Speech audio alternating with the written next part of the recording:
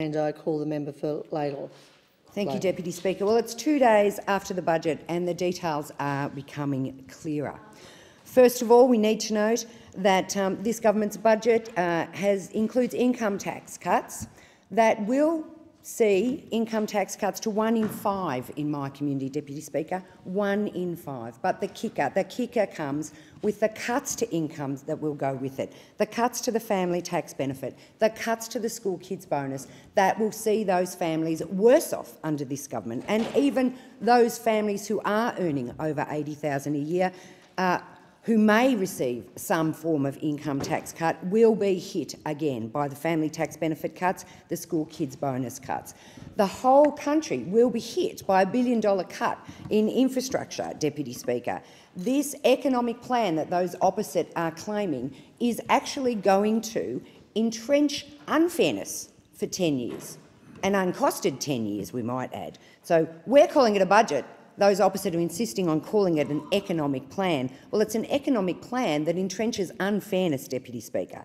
It brings with it cuts to health, estimates this morning of $14 per doctor visit. Now, I know how Australia reacted to a GP tax of $7 per doctor visit. I wonder how they'll be reacting in their homes this morning when they read that it could be $14 upfront to see a doctor. And that's without talking about the pathology cuts and the increases that families will see.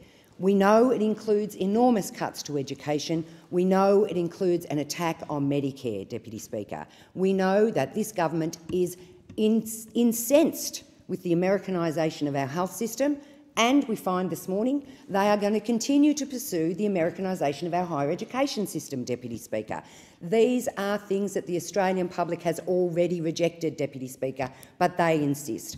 I was not surprised this morning to hear former Prime Minister John Howard had suggested that the member for Warringah would go out and sell this budget around the country. Well, good luck with that. He tried to sell the 2014 budget. He tried to sell the 2015 budget. Those opposite removed him from office, but now he'll be out around the traps selling this 2016 budget that backs in all of the cuts, all of the cuts.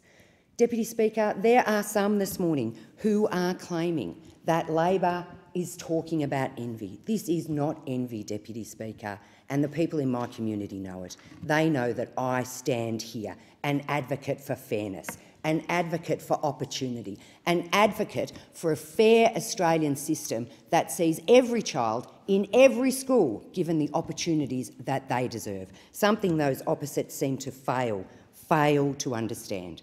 Labor will put people first, Deputy Speaker. Labor will put people first.